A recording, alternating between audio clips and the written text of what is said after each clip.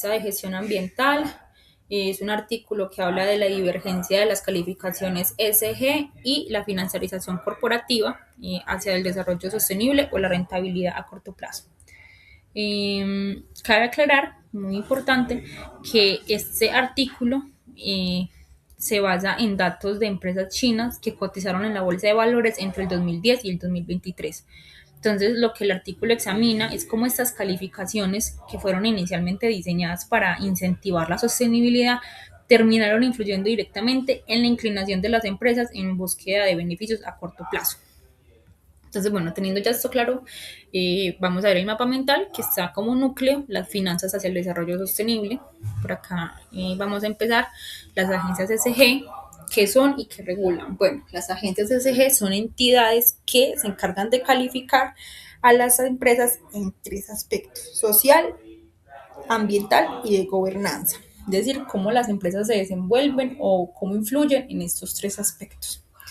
Pero como todo tiene sus problemas o sus falencias, y en este caso, que fue pues como a raíz del por qué se dio la creación de esta investigación o de este artículo, es el problema principal, que es que según el artículo existen más de 600 agencias calificadoras. Y el problema es que esas agencias no están reguladas o estandarizadas. O sea, todas son, digamos, muy subjetivas, todas tienen niveles diferentes de tolerancia en estos tres aspectos, entonces tienen metodologías de calificación muy diferentes. Entonces, como las principales falencias que tienen, que la que más resalta, como se puede ver acá, es la falta de estándares universales. ¿Y esto qué impacto genera? Bueno, eso lo principal es que genera una confusión en los inversores. ¿Pero por qué? Por falta de información y exceso de ruido. O sea, al tener o al ser tan subjetivas a la hora de calificar y que todas tienen un estándar diferente y un nivel de medición tan diferente, entonces claro, esto genera exceso de información y falta de información también. Pero para entender mejor esto vamos a ver la curva U. ¿Qué es la curva U? Bueno, eso se refiere a la relación no lineal entre la divergencia de las calificaciones y la financiarización corporativa. O sea, ¿cuál es el impacto de estas calificaciones en los inversores? Es decir, en la toma de decisiones de ellos invertir o no. Entonces, para entender este impacto, vamos a ver estas dos, divergencia alta y baja. La divergencia alta es cuando esta brecha de calificación es tan grande, estas metodologías que usan todas es tan diferente que generan incertidumbre en los inversores. Es decir, que una sola empresa puede ser calificada desde diferentes agencias de una manera tan diferente que el inversor va a decir, no sé si eso es confiable o no, entonces no voy a invertir, o se arriesgan y resulta mal, entonces pierden esa confianza en esas agencias de calificación, entonces se vuelve pues como un caos, un ruido, y termina haciendo o orillando a las empresas a una búsqueda de financiarización, que lo vamos a ver más adelante con la explicación de qué es y por qué se da. Bueno, tenemos la divergencia baja, que es cuando, por el contrario de la alta, esta brecha es tan pequeña, tienen estándares tan parecidos a la hora de calificar que la información es mucho mejor. Es decir, el inversor puede decir, listo, esta empresa tiene, digamos, como la misma calificación o está entre el mismo rango en diferentes agencias de calificación, entonces puedo invertir porque es más segura la información que me están dando, es más confiable. Y pues obviamente también reduce entonces la necesidad de buscar un beneficio a corto plazo o una solución a corto plazo por parte de las empresas.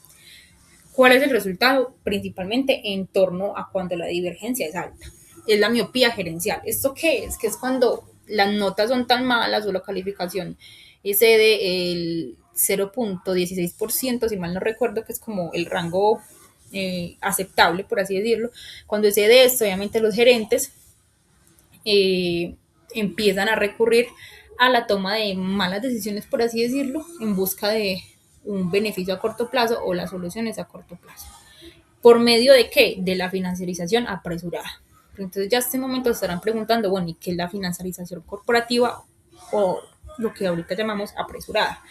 es cuando se da un desvío de capital hacia activos financieros, es decir, cuando se usa el capital de la empresa o el capital de los inversores para eh, invertir en cosas ajenas a la empresa, o sea, en inversiones, o sea, invertir en otras empresas, invertir en, en el sector inmobiliario eh, y demás diversos.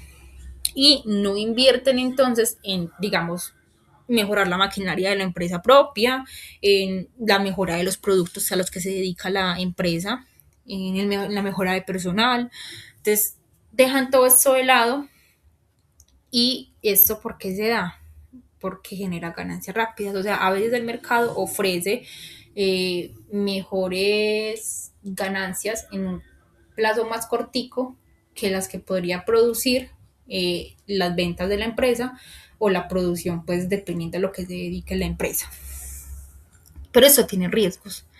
Y el riesgo principal es algo que se llama el efecto exclusión. O sea, esto que estamos viendo, eso que les expliqué ahorita, de la inversión en factores externos y totalmente ajenos a la empresa, quizás no se dé, digamos, o no se deje ver el problema a corto plazo, pero sí a largo plazo, porque entonces, claro, esto va a afectar el flujo el flujo económico real de la empresa. Entonces, va a terminar la empresa viviendo siempre a la medida, o con deudas, o con inversiones en factores totalmente diferentes a la empresa, y obviamente eso también se va a afectar porque entonces, claro, a largo plazo se va a empezar a ver el deterioro de las maquinarias, la falta de inversión en un buen personal o el más personal para mayor productividad. Entonces ahí se van a ver todos los problemas de una financiarización apresurada. Por último, tenemos unos factores a tener en cuenta. El primero es el control interno, que es lo que hablábamos ahorita de la miopía gerencial. Cuando no se da un buen control interno, entonces se van a tomar malas decisiones. Entonces los gerentes de una van a empezar a buscar inversiones a corto plazo, que ya sabemos lo dañinas que pueden ser por un montón de factores que se ven ahí afectados. Y pues esto obviamente también va a afectar la mala presentación, por así decirlo, de la empresa frente a las calificaciones EGC. También hay que tener en cuenta los tipos de propiedad, y es que las empresas privadas se ven más afectadas que las públicas. ¿Por qué? Porque las empresas públicas tienen el respaldo del gobierno, mientras que las empresas privadas no. Entonces, eso es algo que se debe tener muy en cuenta. También la intensidad y competencia, y es que el efecto U es más fuerte en industrias con mayor competencia. Entonces, eso es algo que se debe tener mucho en cuenta porque pues va a tener de que ver mucho el tema de estos tres aspectos, que es el social y de gobernanza. Estos dos aspectos se ven más o intervienen más en esta curva U, y sobre todo como se ve acá en industrias con mayor competencia, porque eso se ve en un impacto más actual o más constante, mientras que el impacto ambiental es más a futuro. Entonces, bueno, esto tiene, eh, esto tiene una solución, o como nos lo indica el artículo, ellos nos ofrecen una solución para esto, y es estandarizar las agencias ESG. O sea, que se apeguen, digamos, a una ley o al menos una metodología de calificación igual, que todas tengan como ese mismo nivel de tolerancia frente a estos tres aspectos, para que tengan un estándar universal, al menos nacional, y que no se creen esas brechas tan grandes en divergencias altas y bajas, para no crear confusión en los inversores y que no se vayan a dar financiarizaciones corporativas, en muchos casos incluso innecesarias. Entonces esa sería la solución que nos ofrecen, que digamos, viendo ya todo esto, uno se da cuenta que es la más viable y que solucionaría gran parte de los problemas en torno a las finanzas hacia el desarrollo sostenible. Y bueno, ya cerrando esto un poquito, por último, lo que aprendí esta semana, sobre todo con ese trabajo, es que hay muchos factores, o digamos pues que un solo factor puede desencadenar un montón de afectaciones, como digamos un daño colateral, o no, colateral no es la palabra, colectivo. esa es la palabra. O sea, y unas veces dice, no, es que una sola cosita no va a dañar el resto y de pronto no en otros aspectos, pero en este mundo empresarial, de finanzas, de costos, de todo esto, sí crea una reacción en cadena gigante porque esta sola cosita de agencias desde, o sea, uno empieza a investigar y me imagino que si uno lee más artículos se da cuenta que afecta y afecta más cosas y entonces crea toma de decisiones en torno a algo que entonces afecta a otra cosa. Entonces eso con lo que aprendí, que es algo que te debe tener muy en cuenta.